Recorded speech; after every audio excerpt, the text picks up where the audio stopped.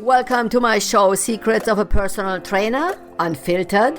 My name is Cornelia Dura. I'm your show host. I'm also a former IFBB World Champion, a personal trainer in my gym Fit and Fight in Pompano Beach, Florida, and I'm also an economist.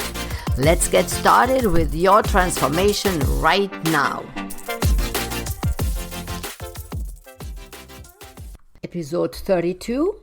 If you decide to sign up in a big gym like LA Fitness, YouFit, or other huge chains. So here are some ideas what you should consider when you sign up in a big gym. Let's say the big gym is right around your corner and you can even walk there. Then I strongly recommend to maybe go sign up in that big gym. And maybe you do personal training in that one, or you go in a small gym, book personal training there. And then you take the paperwork with you and you go to LA Fitness or YouFit and you work out there with the personal training from the small gym. This is what I do with a couple of my members who are at LA Fitness. They come twice a month to me for personal training.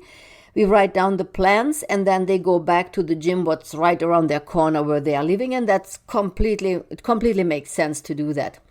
Now, when you decide to sign up at these big gyms, please take your time, and when you sign up, please read the contract. Even though you think it's not important and it's always the same anyway, it's really important that you understand what you are signing up there. That's why, like in my own gym, I go every point through it with my customers so they know what I'm talking about, they know what's in the contract, they know what risk they take, and at the end you need to think about, do you take that risk or not? Now, the risk is not that big if you sign up in a month-to-month membership, and that's perfect. That's what you should do. If possible, always sign up in a month-to-month membership, because if you have a problem, if something is not working out, then you pay one more month and then you are out. So that's important. You take a look, how long do you have to put in the cancellation? Now, if they say, sometimes they do 3 months cancellation in advance or 6 weeks cancellation in advance, then it's not the following month when you can cancel. It's like 2 months later. You already don't go, so you will lose 1 or 2 months just paying before you can get out. So you need to make sure that when you sign up month to month, you can really end that month, your contract. Read exactly what's in it. Also, there is another chain, without saying the name. They are very, very cheap. It's $10 a month. And then when you want to leave, then you have to pay $160, $180, $200 goodbye fee. This is, in my eyes, honestly, this is fraud to the consumer. And I don't understand how this is even allowed.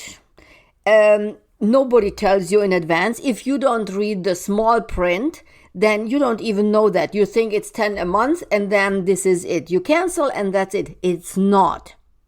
You really need to read into it in every contract. When you cancel, how does it look like when you cancel? What do you have to come up with when you are canceling? Are there any footnotes? Are there anything what you have to say goodbye fees? Really take a look when you see what you have to pay when you are canceling. When there is LA Fitness is, I think, the normal way, what I saw the last time. You cancel and then in the next 4 weeks it's over, and that's fine. Others are coming up with these amounts of goodbye fees. Please take a close look. The next point, what's very important, a lot of people sign up and then they're just standing there because they wanted to save the money. They are not buying any personal training. So they are standing there in front of this huge equipment park and have no idea what to do. They barely make it to the cardio and try to figure out how it works. I strongly recommend to book in that gym where you are the first hours. Buy a couple of sessions. I would recommend minimum 4. If you can afford it, buy 10 and then you go from there. Very important again, let them write down what you are doing. Make sure you can read the writing, have everything in writing. Every personal training is 30 minutes or 60 minutes. Let them write down what you are doing. Worst case scenario is that you are writing it down. Write down the number of the machine where you are exercising. Make maybe even a little drawing there, and then the weight, what you are using, where you feel comfortable with, what's healthy for you. So then you have the program in your hands. So you paid, whatever you paid, $50, $70, $80, $90, but you have something out of that, and it's not forgotten in 4 days. You have it in writing, then you can still do it the following week, and 2 weeks later and 3 weeks later, you can use this workout. Good idea is to begin the first 2 personal trainings, maybe with 2 full body workouts. And then the third, fourth, and the other personal trainings, you can split the body, half. You make focus on your weaker muscle groups, also another half hour. So at the end, you are starting to putting your own personal trainings together, what you want to do. I know it sounds like work, but it's really worth it. This is how you get the best results when you are working out. You have then at the end, let's say, 10 pieces of paper sheets, where you organize in advance, and when you work out 4, 5, 6 weeks, you will see it goes faster and faster. If you are interested in even write down the weights, what you are using, that's good to monitor yourself if you are not always in personal training. Otherwise, I monitor you. I always write down what we are doing, what we are using. So there is a plan, you can see how you develop, but not a lot of personal trainers are doing that. The best one do, because it's just important to know what you are doing. Also, honestly, I have right now 26 personal training clients. Honestly, I have no idea what I did yesterday, with whom and why. So I forgot in that moment when the customer leaves, I forget completely what I worked out with that person, and the next client is in the middle point. I look through the plans of the last 2 weeks, what we did, and how much weight we use, and then I develop the plan before the customer comes in. Normally, I do always the programs the evening before. I have all the files with me at home. I write down the program for the next days, for the next following 24 hours, and then we go from there. So I make sure that we don't exercise twice in a row, exactly the same machine or the same muscle group. So maybe it's also aging that I cannot remember what I did the day before, but I try really to focus on the next customer when he or she enters the door. And then I don't care anymore what was yesterday and whose personal training I did there. That customer gets in the middle point again when she enters the gym again 2-3 days later. So that is just an idea. Think about that. It's really important to have all these programs in writing. Very, very important. Also, insist to write down the personal training. You or the personal trainer should write down, because this is why you are paying for it. This is yours. This what he's sharing there with you or she, when it's a female personal trainer. That's why you are paying for her knowledge, what she or he is doing with you. Let them write down the personal training. Also, try to be completely independent. Now, when you can afford personal training, I always recommend you can afford it. Do it once or twice a week, whatever your budget is. And then you see a lot of variations there. That's perfect. You are not motivated. You can afford a personal trainer. Do it.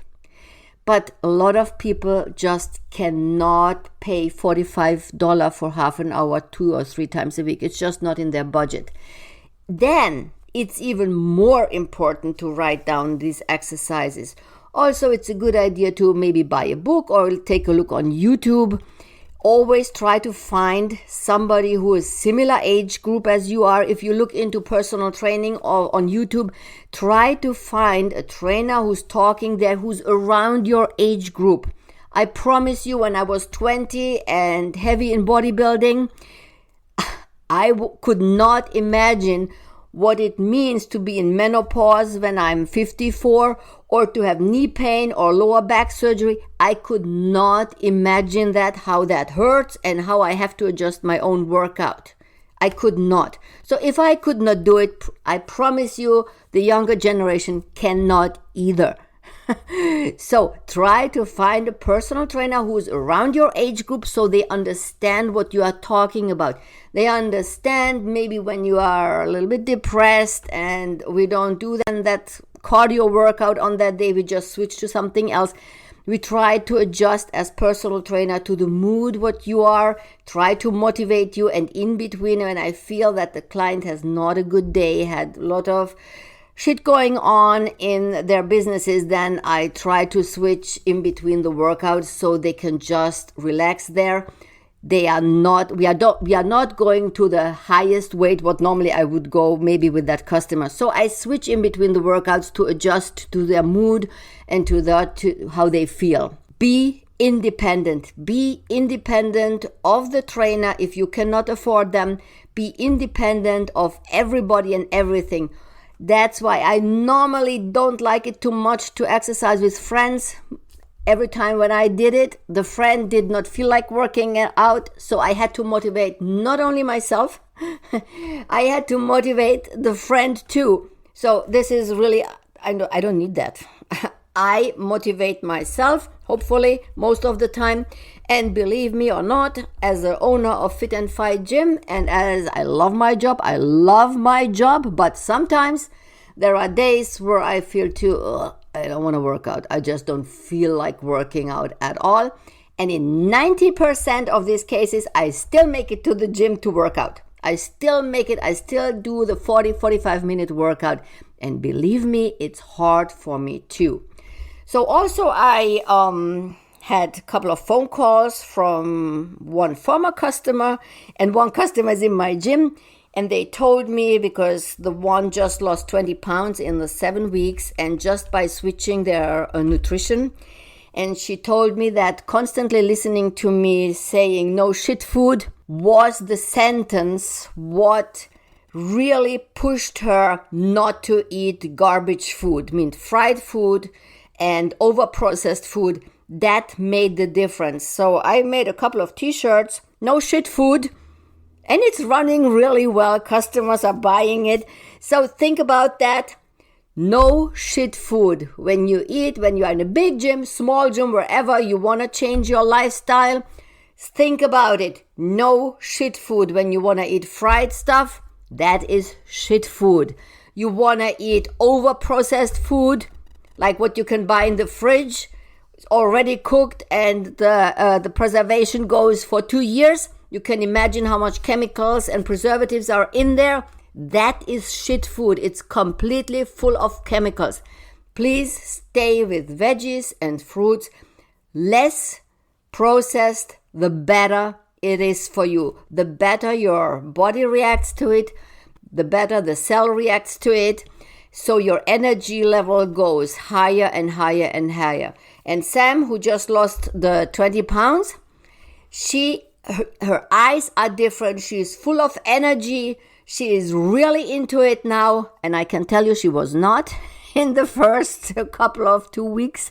First couple of days, she was like really down and all that from all that bad food. Now she looks like a different person, I promise you. She's motivated in everything what she is doing.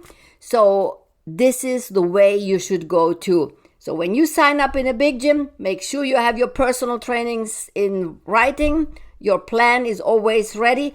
Try to be completely independent of anything and anybody. So you are there, you want to work out, you are the one which makes the difference. Reboot your health today.